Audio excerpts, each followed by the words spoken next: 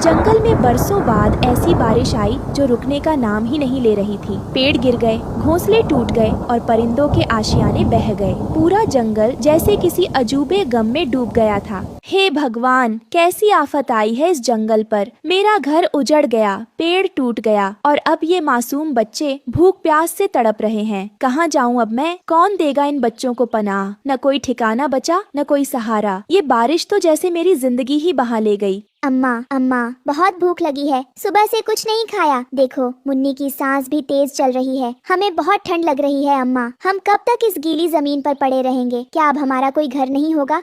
अम्मा, हमारा घोंसला वो बह गया ना, उसमें मेरी गुड़िया भी थी जो तुमने मुझे दी थी। और अम्मा, वो छोटी सी रोटी जो तुमने पत्ते में छुपा कर रखी थी वो भी पानी में बह गई। अब हम कहाँ सोएंगे अम्मा? क्या अब हम हर रात ऐसे ही भीगते रहेंगे? नहीं बच्चों, मैं हार नहीं मानूंगी। जब तक मेरी सांसें चलती हैं, मैं तुम्हें भूखा नहीं सोने दूंगी। कोई ना कोई रास्ता जरूर निकलेगा। ऊपर वाले पर भरोसा रखो।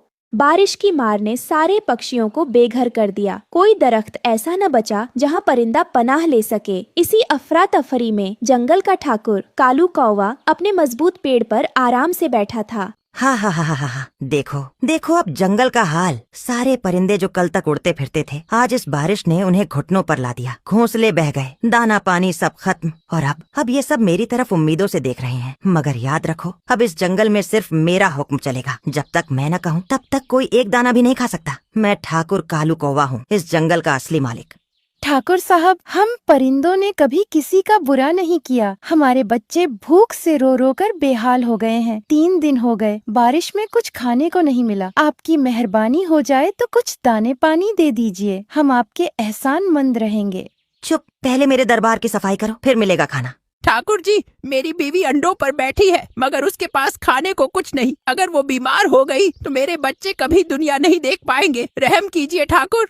चुप रहो तुम सब, ये दया दिखाने का वक्त नहीं है। मदद चाहिए तो पहले मेरे दरबार की सफाई करो। मेरा पेड़ पानी में गंदा हो गया है, उसे धो। मेरे लिए पत्तों का आसन बनाओ। और हाँ, जो सबसे पहले मेरी चोंच साफ करेगा उसे एक छोटा सा दाना मिलेगा। पक्षी एक दूसरे को देख रहे थे। आंखों में बेबसी और अपमान था।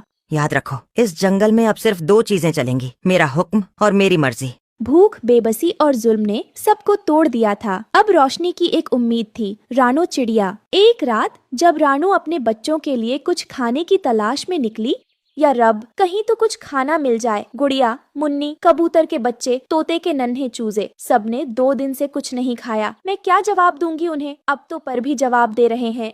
तब उसे एक सुनसान टीले पर अजीब सा पेड़ दिखा जो चमक रहा था। या अल्लाह, ये कैसा पेड़ है? इसकी शाखें तो मोम